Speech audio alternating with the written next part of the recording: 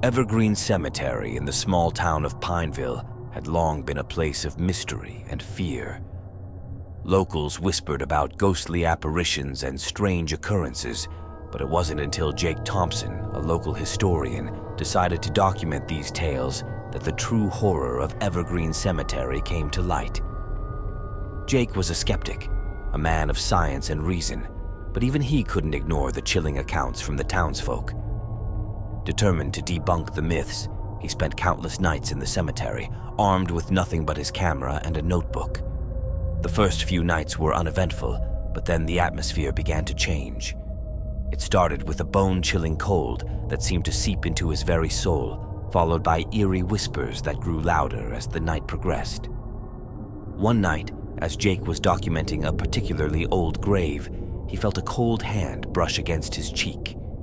He turned, expecting to see someone playing a prank, but there was no one there. The air grew thick with an oppressive darkness, and Jake's flashlight flickered out, plunging him into a suffocating blackness. He could hear footsteps crunching on the gravel path, but no matter how much he strained his eyes, he saw nothing. Terrified but determined, Jake continued his investigation. He set up cameras around the cemetery, hoping to capture the source of the disturbances. Reviewing the footage the next day, he saw something that made his blood run cold. A shadowy figure appeared near one of the graves, hovering and swaying as if in a trance. The figure had no discernible features, just a dark, looming presence that seemed to absorb the light around it. Jake dug deeper into the history of Evergreen Cemetery, uncovering a dark past filled with tragedy and violence. The cemetery was the final resting place of several victims of a brutal serial killer from the 19th century.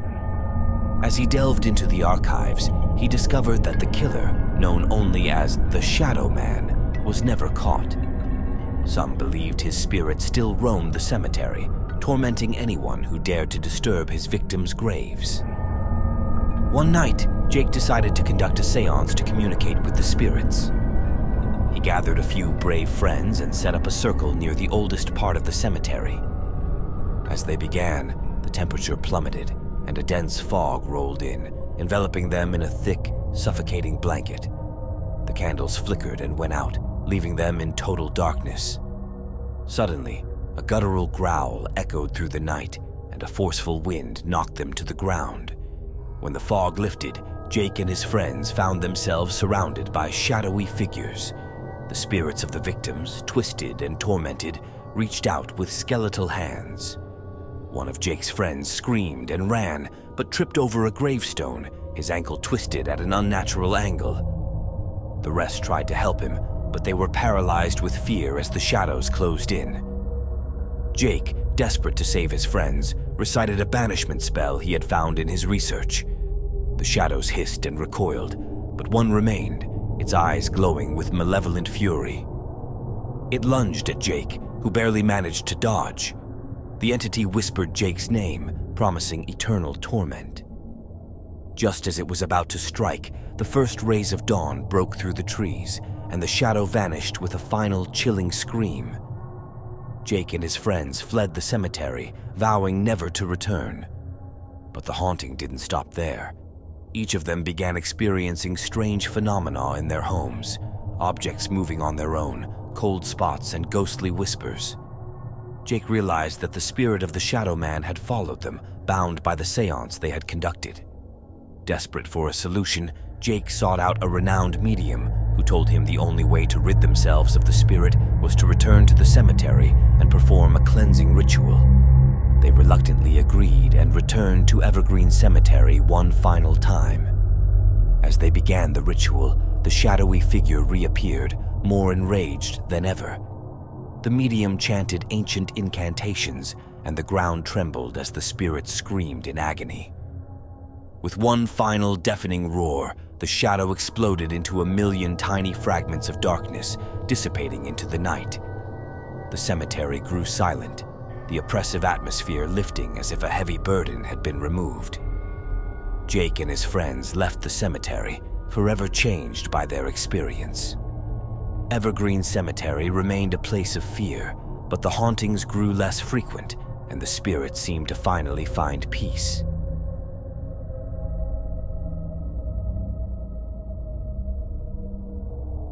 Blackwood Cemetery, nestled in the heart of an ancient forest, had a dark reputation. For centuries, locals spoke of the Ghost Bride, a spectral figure in a tattered wedding gown who haunted the cemetery at night, searching for her lost love. Her story was one of tragic romance and untimely death, and her restless spirit brought terror to anyone who dared to enter the cemetery after sunset. Samantha Collins, a young journalist, was drawn to the legend of the Ghost Bride. She was determined to uncover the truth behind the haunting and share it with the world. Armed with a camera and her trusty voice recorder, she ventured into Blackwood Cemetery on a moonless night, the air thick with anticipation and dread. As she wandered through the overgrown paths, Samantha could feel a presence watching her. The wind whispered through the trees, carrying faint echoes of sorrowful cries. She approached the grave of Emily Hart, the woman who was said to be the Ghost Bride. Emily's fiancé had died in a tragic accident on their wedding day, and she had been so heartbroken that she took her own life, vowing to reunite with him in death. Samantha set up her equipment near Emily's grave, hoping to capture any paranormal activity. As she reviewed her recordings, she heard a faint melodic humming, like a lullaby. She felt a cold breeze brush past her, and when she looked up, she saw a figure in a wedding dress standing among the tombstones, her face obscured by a veil. Heart-pounding, Samantha called out to the spirit. The Ghost Bride turned towards her, and Samantha could see tears glistening on her pale cheeks. Emily's voice, barely a whisper, echoed in the night, pleading for help to find her lost love. Moved by the spirit's anguish, Samantha vowed to help her find peace. Samantha delved into the history of Blackwood Cemetery, uncovering letters and diaries that revealed the full extent of Emily's tragic love story. She learned that Emily's fiancé, Thomas, had been buried in an unmarked grave far from the cemetery, his body never recovered from the river where he drowned. Determined to reunite the lovers, Samantha enlisted the help of a local historian and a team of paranormal investigators. They located Thomas's unmarked grave and arranged for his remains to be exhumed and reburied beside Emily.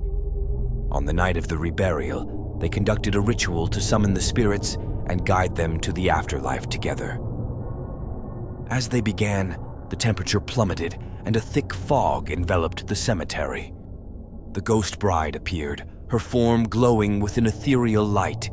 The investigators chanted ancient prayers, and a soft glow emerged from Thomas's new grave.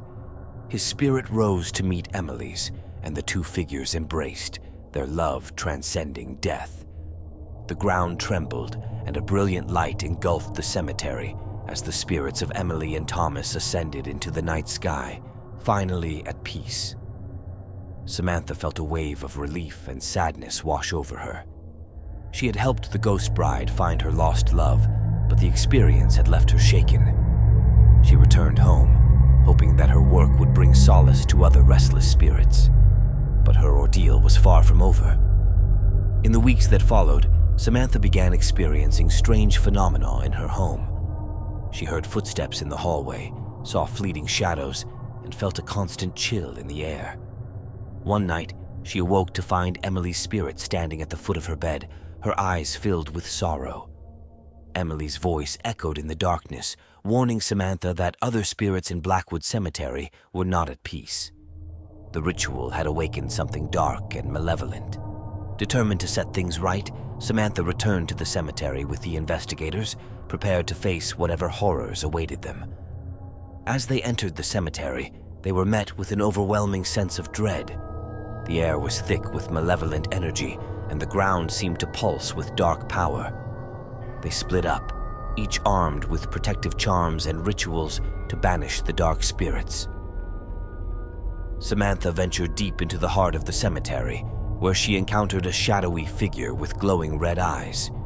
The entity hissed and lunged at her, but she held her ground, reciting a banishment spell. The figure recoiled, but another appeared, then another, until she was surrounded by a swarm of malevolent spirits. The investigators regrouped and formed a protective circle, their combined chants growing louder and more powerful. The dark spirits screamed and writhed, their forms dissolving into the night. With one final burst of light, the cemetery grew silent, the oppressive darkness lifting as dawn broke over the horizon. Samantha and the investigators left Blackwood Cemetery, knowing they had faced a great evil and emerged victorious. The cemetery remained a place of fear, but the spirits were finally at peace. Samantha's story of the ghost bride and the dark spirits of Blackwood Cemetery became a legend, a tale of love, loss, and the triumph of light over darkness.